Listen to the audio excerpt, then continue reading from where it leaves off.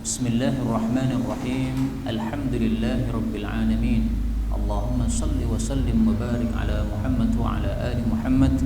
Allahumma anfa'na bima 'allamtana wa 'allimna ma yanfa'una wa zidna 'ilma wa barik lana fi 'ilmina warzuqna al-ikhlasa fil qawli wal 'amali kamila wa nas'aluka Allahumma 'ilman nafi'an la yunsa wa tawfiqan da'ima wa sihhatan wa 'afiyah. Amin ya rabbal alamin. Alhamdulillah kaum muslimin rahimani wa rahimakumullah. Hari ini 12 Safar 1443 kita lanjutkan pengajian tafsir Al-Quran satu hari satu halaman. Kemarin karena libur hujan lebat, maka sekarang kita membuka mushaf Al-Quran halaman 47, yaitu surah Al-Baqarah ayat 275 sampai 281 insyaallah ta'ala. أعوذ بالله السميع العليم من الشيطان الرجيم من همزه ونفخه ونفثه الذين يأكلون الربا لا يقومون إلا كما يقوم الذي يتخبطه الشيطان من المس ذلك بأنهم قالوا إنما البيع مثل الربا وأحل الله البيع وحرم الربا فمن جاءه موعظة من ربه فانتهى فله ما سلف وأمره إلى الله ومن عاد فأولئك أصحاب النار هم فيها خالدون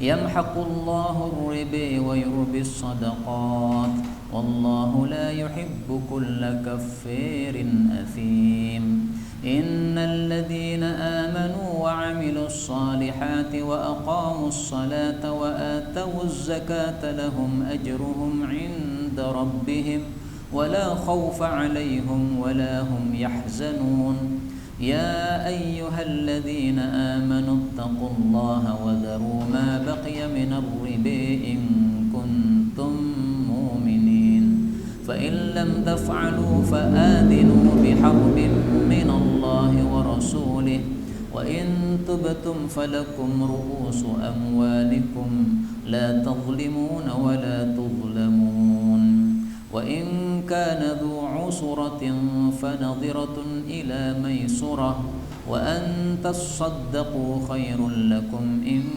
كنتم تعلمون واتقوا يوما ترجعون فيه إلى الله ثم توفي كل نفس ما كسبت وهم لا يظلمون الحمد لله رب العالمين اللهم ارحمنا بالقرآن آمين. Pada ayat-ayat yang kita baca ini ada beberapa kata yang bisa dibaca dengan dua bacaan. Yang pertama, kata-kata riba boleh dibaca dengan fathah pada ba-nya atau dengan imalah, riba atau ribe. Kemudian kata-kata jaa juga begitu, boleh fathah murni atau imalah, jaa atau jaa. Kemudian pada ayat 277 wala khaufun alaihim, sebagaimana ayat yang lain wala khaufa alaihum, ini qiraah Ya'qub. Ayat 279 fa'dhanu fa'adhinu, dua qiraah mutawatirah. Kemudian pada ayat yang terakhir 280 ya, fanadhiratun ila maisarah ila maisurah, maka sinnya boleh dibaca dengan dua bacaan. Kemudian tasaddaqu tasaddaqu, shadnya boleh ditasydid boleh tidak. Kemudian ayat 281 turja'un tarji'un. Ini semuanya adalah bacaan-bacaan yang mutawatir yang sumbernya dari Rasulullah sallallahu alaihi wasallam.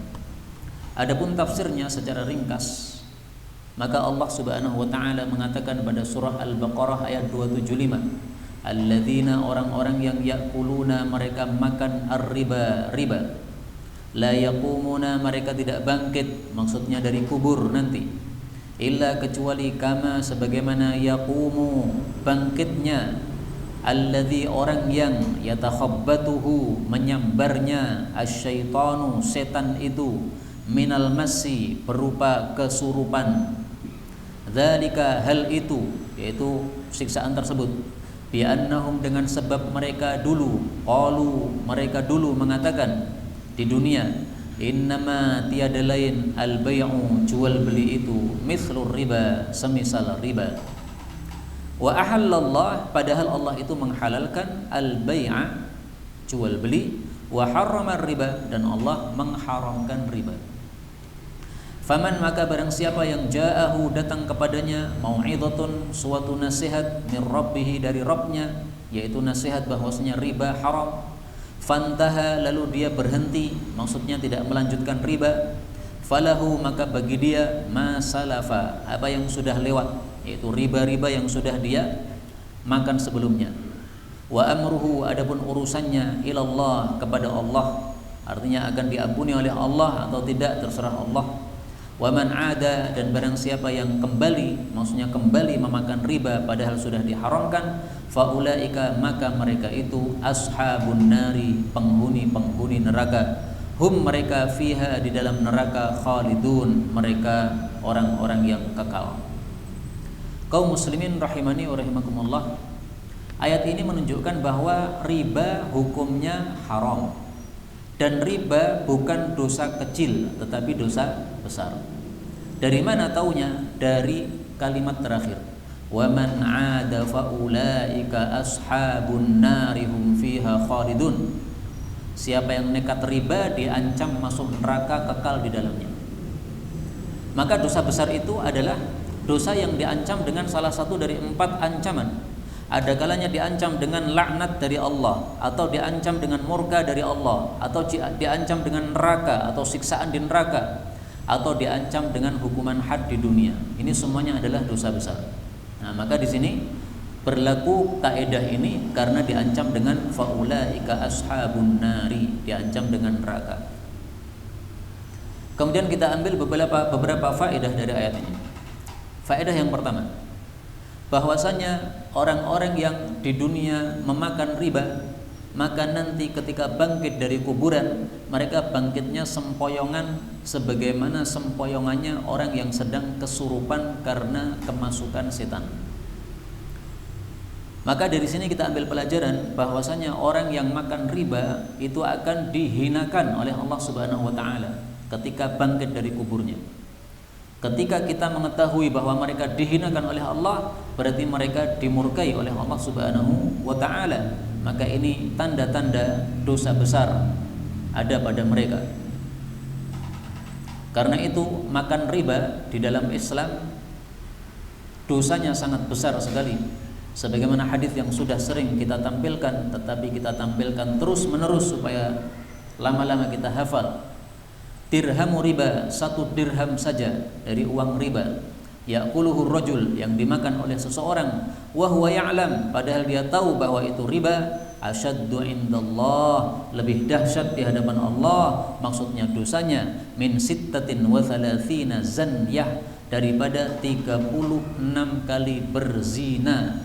Hadis riwayat Imam Ahmad, dikatakan sahih oleh Al-Albani rahimahullahu ta'ala.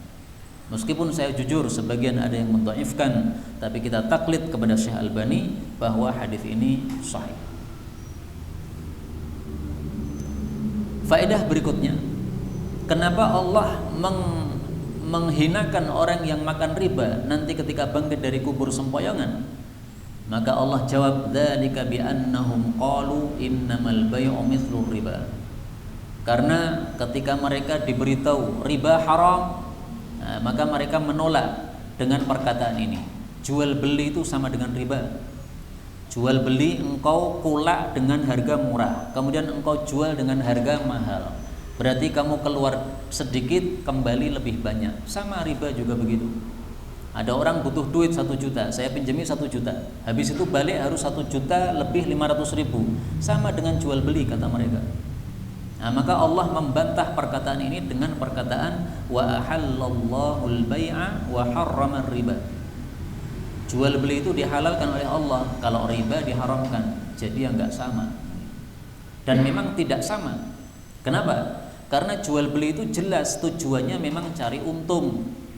Adapun memberi hutangan kepada orang itu tidak pantas, tujuannya untuk cari untung tidak pantas.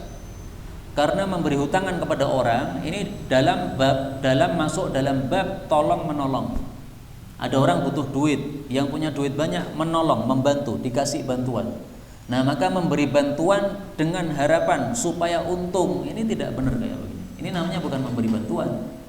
Memberi bantuan orang yang duitnya banyak, beri bantuan kepada yang duitnya sedikit. Ya sudah, berarti kembali murni, tidak ada tambahan sama sekali. Karena itu dalam Islam, apapun pemberian utang, kalau menarik manfaat, maka hukumnya adalah riba. Hadisnya dhaif, tetapi isinya disepakati oleh para ulama. Kullu qardin, setiap pemberian pinjaman, pemberian utangan, jarra manfaatan, yang menarik manfaat, fahuwa riba, maka itu adalah riba. Hadis riwayat Al-Harits, derajatnya dhaif, tapi isinya disepakati oleh para ulama. Sehingga semua kitab fikih kita temukan kalimat ini. Maka kita katakan setiap pemberian pinjaman kalau menarik manfaat itu riba adalah kesepakatan ulama, bukan sabda Rasulullah sallallahu alaihi wasallam, tapi kesepakatan para ulama. Karena itu uang 1 juta dikembalikan 1 juta. Tidak boleh disepakati nanti kembali 1 juta tambah 1 air minum. Ini 1 air minumnya ini riba. Meskipun harganya murah, paling berapa? 5.000 atau berapa ini nggak ngerti. Atau misalnya seseorang memberikan pinjaman utang 1 juta dengan kesepakatan nanti kembali 1 juta plus memijiti saya, karena yang saya pinjami adalah orang yang tukang pijat. Ini pijatnya pijat riba, nggak boleh kayak begini. Supaya halal gimana? Supaya halal pijatnya pijat bayar. Saya berikan kepada dia upah memijat. Mijat berapa biasanya? 70.000. Nah, dibayar 70.000. Jadi saya sudah meminjami dia 1 juta, tapi saya harus bayar lagi berapa? 70.000. Boleh seseorang itu memberi tambahan ketika mengembalikan pinjaman apabila tidak disepakati sebelumnya. Pinjam 1 juta, ketika mengembalikan 1 juta tambah 100.000, mengatakan ini saya tambahi 100.000 sebagai bentuk terima kasih.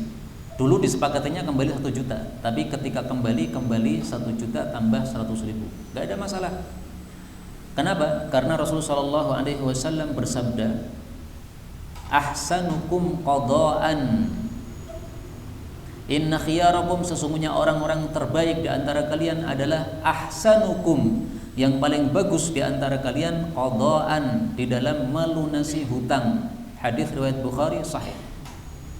Nah, supaya kita bagus dalam melunasi hutang gimana? 1, terima kasih diucapkan, jazakumullah khairan. 2, tambahi sesuatu kalau bisa. Ya tidak harus menambahi, tapi kalau bisa ditambahi sebagai bentuk terima kasih. Rasulullah SAW bersabda,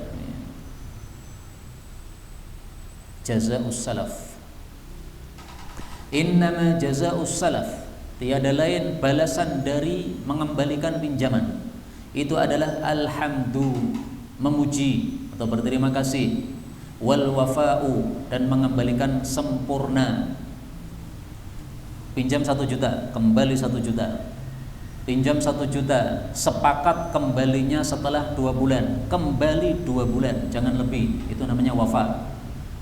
Kalau 1 juta kembali 900, ini tidak wafa. Disepakati 2 bulan tapi molor 3 bulan, ini tidak wafa.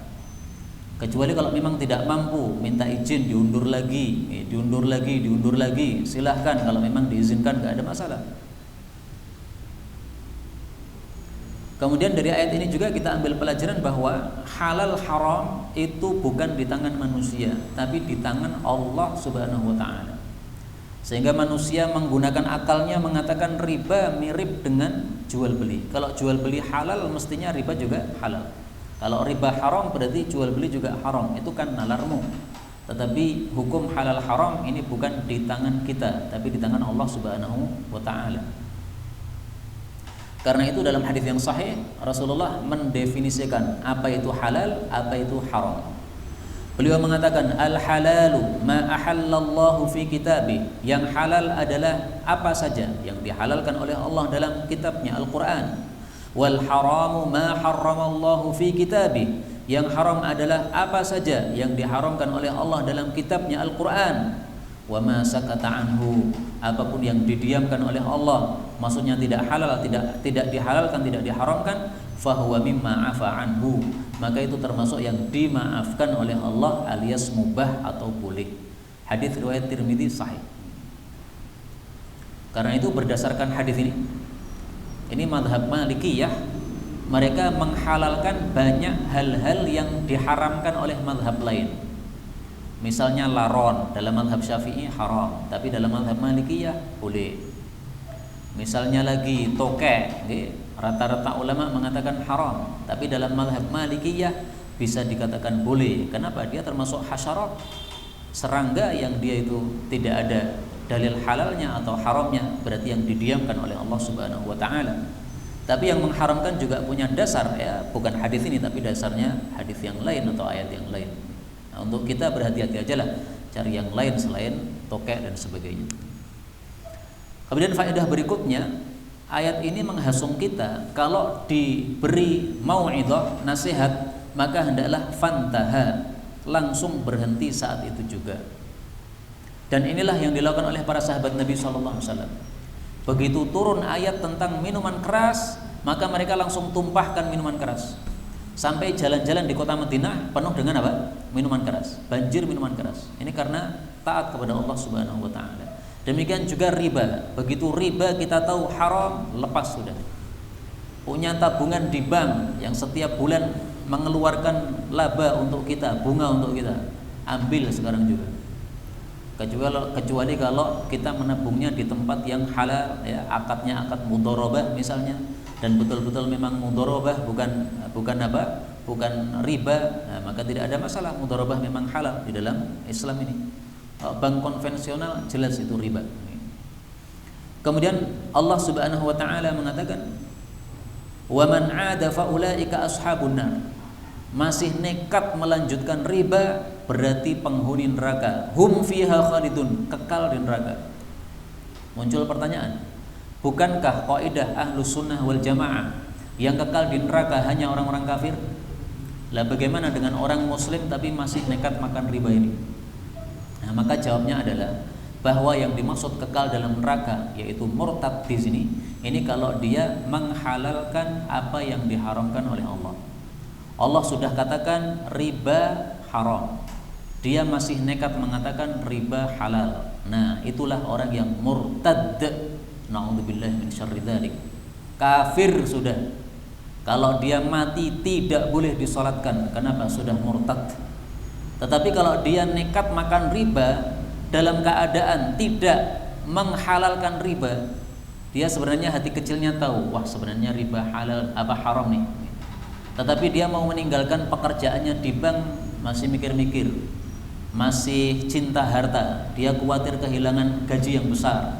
Nah, maka orang seperti ini belum sampai kepada murtad, sehingga kata-kata khalid, kekal, ini maksudnya adalah lama di dalam neraka. Kalau tidak diampuni oleh Allah, maka dia bisa lama di dalam apa? Neraka. Jadi kekal ini bisa berarti betul-betul kekal, itu kalau dia menghalalkan riba, tetapi bisa berarti lama dalam neraka kalau dia tidak menghalalkan riba. Yang jelas dosa besar karena diancam dengan neraka. Kemudian Allah mengatakan yamhaqullah, Allah itu akan menghancurkan ar-riba, riba. Wa yurbi, dan Allah akan mengembangkan as-sadaqat, sedekah-sedekah. Wallahu, dan Allah itu la yuhibbu, tidak mencintai kulla kafarin, setiap orang yang selalu kafir, athimin, yang selalu berdosa. Ayat ini mengancam bahwa riba akan dihancurkan oleh Allah. Dihancurkan apanya? Kalau tidak dihancurkan berkahnya, maka juga dihancurkan barangnya. Atau saya terbalik ya, kalau tidak dihancurkan barangnya, maka pasti dihancurkan apa? Berkahnya. Mungkin barangnya tidak hancur, tapi berkahnya hilang total, habis. Ada juga yang selain berkahnya hancur, barangnya juga hancur. Punya pabrik besar, awalnya tidak riba, begitu masuk riba, pabriknya hanyut, akhirnya disita oleh bank. Nah, itu berarti yamhaqullahu riba, Allah hancurkan riba, tidak hanya berkahnya tapi juga barang-barangnya pun juga dihancurkan oleh Allah Subhanahu wa taala. Ayat ini mirip dengan sabda Nabi sallallahu alaihi wasallam yang mengatakan ar-riba wa in kathura riba itu meskipun berapapun banyaknya, fa inna aqibatahu, maka sesungguhnya akibat akhirnya nanti tasiru ila qillin, itu menjadi sedikit sekali. Nah, sedikitnya ini bisa barangnya, bisa juga apa? Bisa juga berkahnya. Hadis riwayat Hakim sahih. Kenapa Indonesia ini tidak maju? Gara-gara bank riba. Seandainya semua bank menetapkan malam ini tidak ada bunga, semuanya 0%, pasti semua orang rame-rame ngambil duitnya dari bank. Terus setelah dia menggunakan memegang duitnya, pasti akan dipekerjakan duit ini, ya berikan kepada orang-orang yang membutuhkan. Ini mau kerja apa nih? Saya kasih apa? Saya kasih modal, nanti kita bagi hasil. Nah, akhirnya kehidupan bisnis di Indonesia jadi maju gara-gara seperti ini. Tapi gara-gara orang-orang kaya itu menikmati riba, ya, dia tabungkan duitnya 1 miliar, 2 miliar, 1 triliun, 2 triliun, setiap bulan dia hanya mengambil bunganya saja. Nah, itu yang menyebabkan sehingga Indonesia ini tidak berkah dan juga bisnisnya tidak maju gara-gara itu. Maka untuk membangun bisnis Indonesia mudah sebenarnya, sangat mudah. Riba langsung dienolkan mulai malam ini, besok langsung semuanya pada ngambil duitnya, bisnis akan jalan sangat maju sekali dengan izin Allah Subhanahu wa taala. Allah mengembangkan sedekah, maksudnya gimana?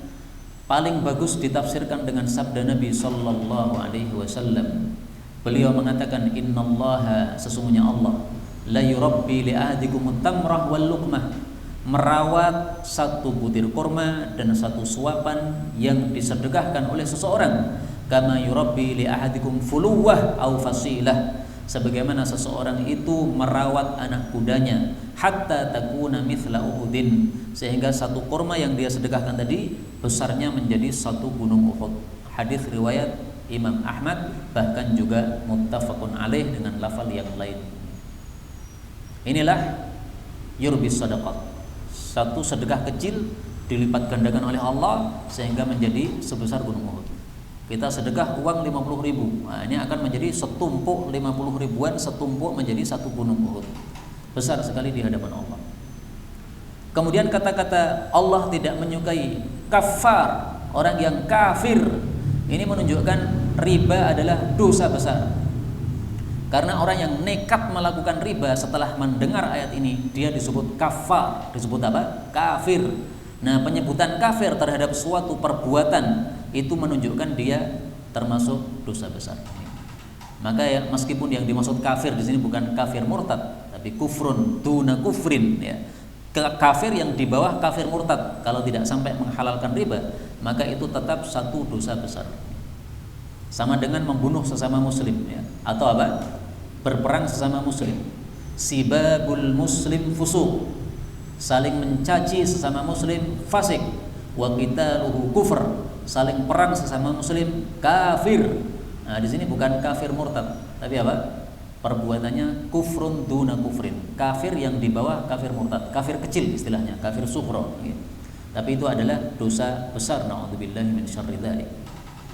Kemudian Allah mengatakan, innal ladzina amanu, sesungguhnya orang-orang yang beriman, wa amilus shalihat, dan beramal saleh, wa aqamus salata, dan menegakkan salat, wa atawuz zakah, dan membayarkan zakat, lahum, bagi mereka, ajruhum, pahala mereka, inda rabbihim, di hadapan Rabb mereka, wala khaufa alaihim, dan tidak ada takut pada mereka, wala hum yahzanun, dan tidaklah mereka akan bersedih.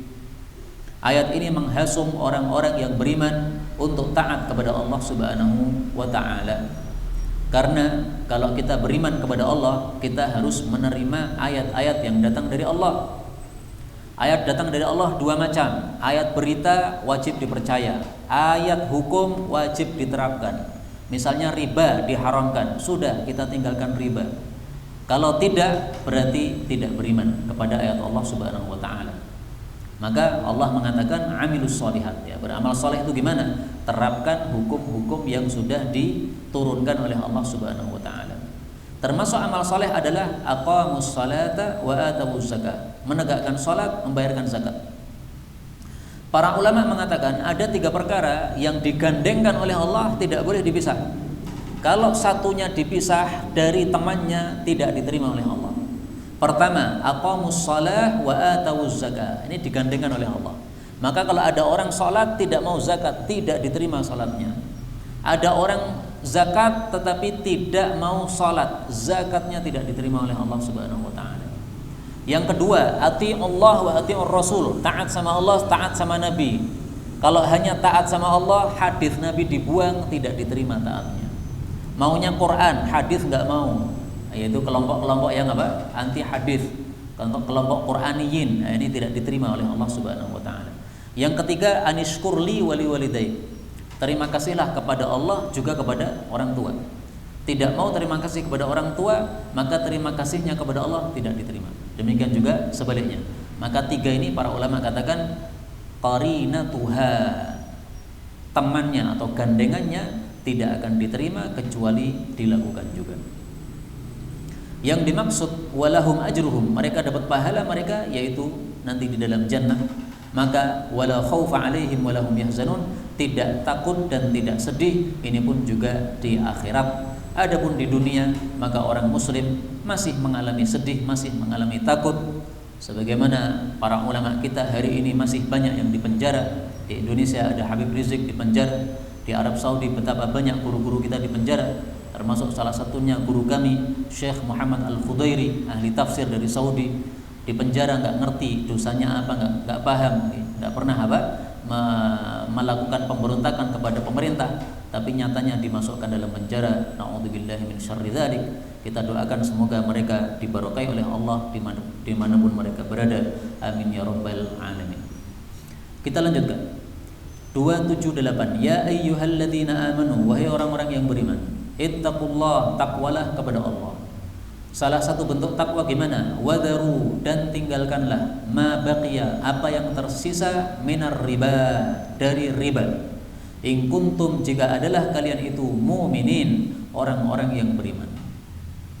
Jadi maksudnya, kalau masih ada ikatan riba atau akad riba, maka mulai mengetahui hukum ini harus akad riba itu diubah saat ini juga.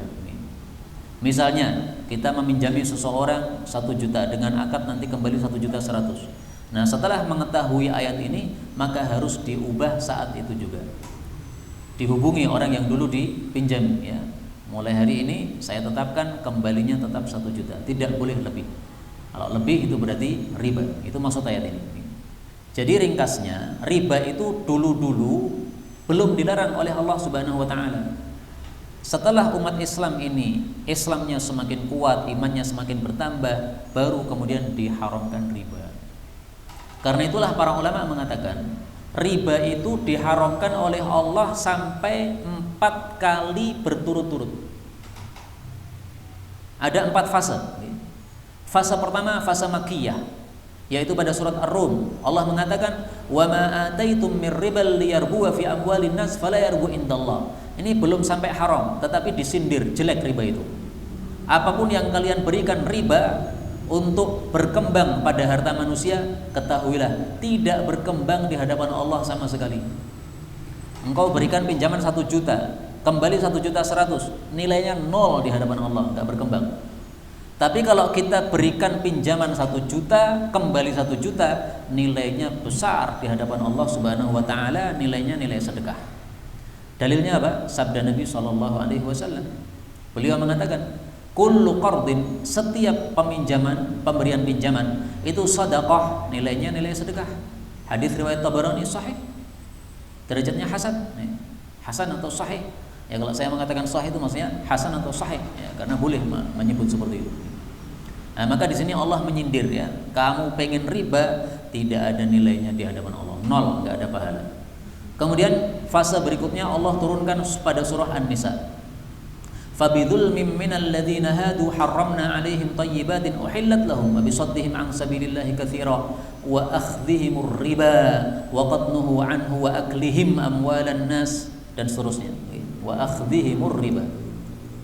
Nah, maka di sini Allah lebih mengecam lagi perbuatan riba. Allah katakan orang-orang Yahudi itu gara-gara dosa-dosa mereka, salah satunya apa? Makan riba. Nah, maka mereka dihukum oleh Allah Subhanahu wa taala. Maka ini sindiran kedua dari Allah. Jangan makan riba. Riba kayak orang-orang kafir, orang-orang Yahudi. Kemudian fase ketiga Allah turunkan surat Ali Imran ayat 130. Ya ayyuhalladzina amanu la ta'kulur riba ad'afan mudha'afa. Wahai orang-orang beriman, jangan makan riba yang riba itu ad'afan, berlipat-lipat, mudha'afah, yang dilipat-lipat gandakan. Maksudnya gimana? Maksudnya seperti riba zaman jahiliyah. 1 juta kembali 1.500.000. Kembalinya setelah 1 bulan lagi. 1 bulan nggak bisa melunasi, diundur lagi 1 bulan lagi, tapi berubah akadnya menjadi kembali 2 juta. Ternyata 1 bulan lagi nggak bisa, maka mundur 1 bulan lagi, tapi akadnya diubah lagi kembali 2,5 juta. Itu namanya ad'afan mudha'afah. Itu yang diharamkan dulu. Adapun kalau tidak ad'afan mudha'afah masih boleh. Riba kembali 1.100.000. Setelah 1 bulan belum bisa lunas, undurkan lagi, nggak apa-apa, nggak usah nambah, masih boleh dulu di awal Islam. Okay. Tapi kemudian terakhir Allah turunkan surat Al-Baqarah, ini terakhir, wadharu ma baqiya minar riba. Tinggalkan apa saja yang tersisa dari riba. Ma, apa saja. Ma itu isim mausul menunjukkan umum. Berarti riba apapun, sekecil apapun haram. 1 juta kembali 1 juta plus 1.000 haram. 1 juta kembali 1 juta plus 500 rupiah haram. Karena ma itu adalah isim mausul menunjukkan apapun, semuanya haram. Riba apapun, sekecil apapun haram. Nah, maka ayat ini adalah ayat terakhir yang bicara tentang riba 4 fase.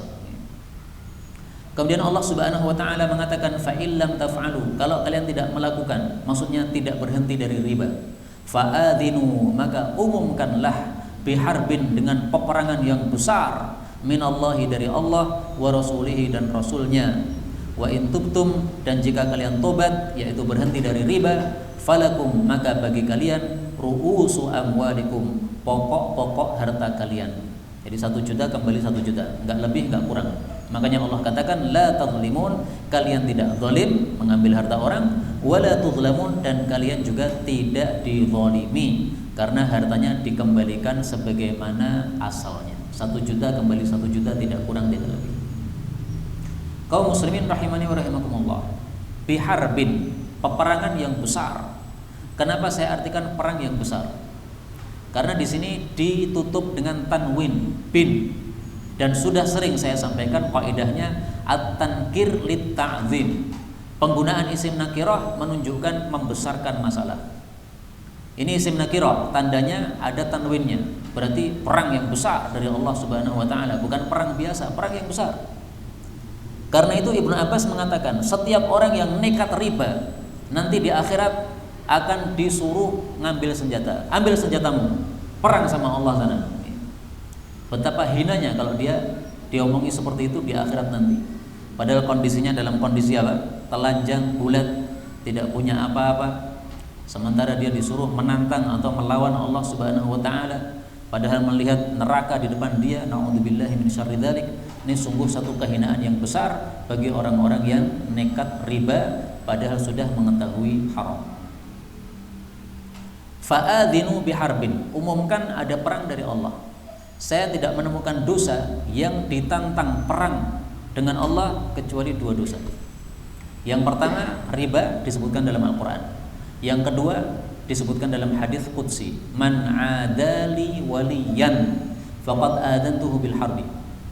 Allah mengatakan, ini hadis qudsi, barang siapa yang memusuhi waliku, maka sungguh saya telah mengumumkan kepadanya perang. Yang dimaksud wali Allah adalah kekasih-kekasih Allah, orang-orang yang bertakwa. Para ulama itu termasuk waliullah. Maka Imam Ahmad mengatakan, kalau ulama itu bukan wali Allah, saya nggak ngerti wali Allah itu siapa. Artinya ulama itu termasuk apa? Wali Allah. Karena kalau ulama bukan termasuk wali Allah, berarti Allah nggak punya wali, kata Imam Ahmad. Nggak ada wali berarti kalau ulama bukan wali. Nah, maka memenjarakan para ulama ini termasuk adali waliyan. Ini termasuk memusuhi apa? Wali Allah Subhanahu wa taala. Ini termasuk adantuhu bil harbi. Ini ditantang perang oleh Allah Subhanahu wa taala. Lah kenapa mereka-mereka yang mendolimi para ulama kok masih bisa hidup juga, masih bisa bernafas, duitnya masih banyak, itu karena Allah Maha Rahim. Sehingga tidak langsung kemudian peperangannya langsung dilakukan saat itu juga, tidak ya. Tapi ini ancaman supaya orang itu tobat kepada Allah Subhanahu wa taala. Dan rata-rata orang yang zalim kepada ulama nanti di akhir hayatnya dia mengalami kesulitan sebelum matinya. Hajjaj bin Yusuf yang sudah membunuh banyak para ulama, bahkan konon dia membunuh 200.000 umat Islam. Di antara mereka para ulama banyak. Hajjaj bin Yusuf ini sebelum matinya teriak-teriak dia. Dia mengatakan, saya dikejar-kejar oleh ulama yang membunuh, yang saya bunuh. Merasa begitu itu, mimpi yang susah seperti itu. Sehingga setiap tidur dia pasti akan kesusahan tidurnya. Nah, ini kemudian matinya akhirnya dalam kondisi mengenaskan seperti itu. Ini termasuk peperangan yang dilakukan oleh Allah Subhanahu wa taala kepada mereka yang memerangi wali-wali Allah Subhanahu wa taala. Karena itu kita harus berhati-hati. Kalau ada ulama, kita wajib menghormati. Kalau ada isu-isu tentang ulama, kita tidak usah ikut-ikut. Misalnya dulu diisukan Syekh Al-Buti, dia termasuk ulama yang membantu atau membela Bashar Assad yang katanya Syiah. Itu kan isu, kita kan nggak ngerti karena kita nggak pernah ketemu dengan Syekh Buti. Apakah betul beliau itu membantu mereka atau tidak? Bisa jadi beliau hanya diam, bukan membantu. Diamnya karena tidak bisa mengingkari, karena tidak punya kekuatan. Kan sudah cukup orang itu mengingkari dengan hatinya. Tidak wajib ya orang itu kemudian menasihati dengan lidahnya. Tidak mampu, namanya tidak mampu dimaafkan. Sehingga tidak usah kita ikut-ikutan menjelek-jelekkan nama Syekh Buti. Dan terbukti Syekh Buti akhirnya wafatnya dalam kondisi husnul khotimah. Ketika mengajar tafsir seperti ini ada orang nembak. Ini kan berarti husnul khotimah. Nah, maka dulu orang-orang yang suka mengejek Syekh Buti, saya tampilkan video ketika beliau wafat, ditembak ketika ngajar tafsir. Saya tanya, sekalian sekarang mau ngomong apa? Ini orang yang kalian dulu ejek-ejek, matinya kayak gini, ngajar tafsir dibunuh. Kalian mau mati kayak apa kalian? Yang suka mengejek para ulama ini. Maka nggak usah mengejek para ulama. Kita nggak ngerti hakikatnya. Kalau kita mengejek mereka termasuk ini bagaimana?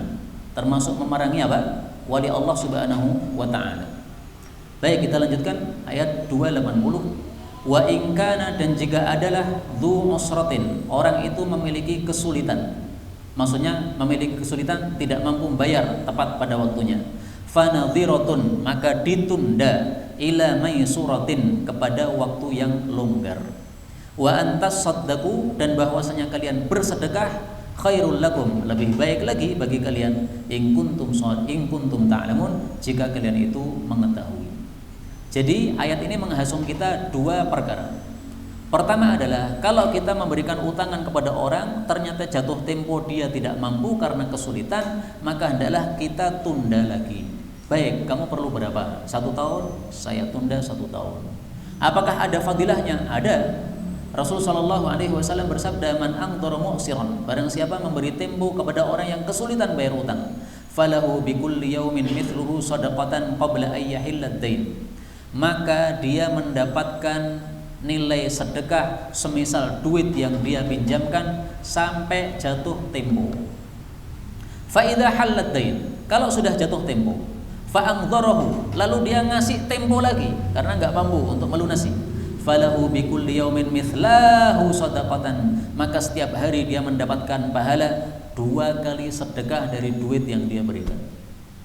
1 juta setelah jatuh tempo belum bisa melunasi, ditunda lagi. Nah, setiap hari itu dia berpahala sedekah 2 juta, sedekah 2 juta, sedekah 2 juta.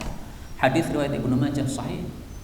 Karena itu ini hasungan yang sangat dahsyat dari Allah Subhanahu wa taala untuk ngasih tempo berikutnya. Hasungan yang kedua, wa antas saddaqu, sedekahkan aja. Maksudnya sedekahkan gimana? Hutangnya digugurkan. Karena Anda tidak bisa melunasi, maka saya gugurkan. Berarti Anda sudah tidak punya hutang. Nah, menggugurkan ini khairul lakum, lebih baik daripada yang menambah penundaan tadi. Kenapa lebih baik? Karena menyenangkan hati seorang muslim. Rasulullah SAW bersabda, ahabbul a'mali ilallah, amalan paling dicintai oleh Allah, sururun tudkhilhu ala muslim, memasukkan kegembiraan kepada hatinya orang muslim. Hadis riwayat Tabarani hasan. Terakhir Allah memberi nasihat kepada kita, wattaqu, takutlah yauman, satu hari yang besar, tarji'una fihi ilallah, yang kalian akan kembali padanya kepada Allah, maksudnya hari kiamat. Tsumma tuwaffa, kemudian disempurnakan, kullu nafsin, setiap jiwa itu, ma kasabat, apa yang sudah dia lakukan, maksudnya pahalanya atau balasannya. Wa hum la yudlamun, dan mereka tidak akan dizalimi atau tidak akan dikurangi. Maksudnya pahala kita akan diberikan sempurna, tidak mungkin dikurangi. Dosa kita tidak akan ditambah. Dosanya 10, dikasih dosa 10, tidak akan ditambah. Para ulama mengatakan, akhiru syai'in nazala minal Qur'an hadhil ayat. Ayat terakhir dari Al-Quran yang turun adalah ayat ini. Ini kata Ibnu Abbas sebagaimana disebutkan oleh Al-Imam Al-Bukhari dalam kitab sahihnya. Tapi Imam Bukhari juga meriwayatkan dari Bara bahwasanya ayat yang terakhir turun adalah yastaftunak qulillahu yuftikum fil kalalah. Ini adalah surat An-Nisa ya. Berarti ringkasnya ada perselisihan pendapat para ulama mana ayat yang terakhir turun. Kalau menurut Ibnu Abbas adalah ayat 281 dari Al-Baqarah. Kalau menurut Bara itu adalah ayat terakhir dari surat An-Nisa. Tapi Ibnu Abbas ini lebih populer dalam bab tafsir, maka tampaknya wallahu a'lam bishawab ini pendapat lebih rajih atau lebih kuat.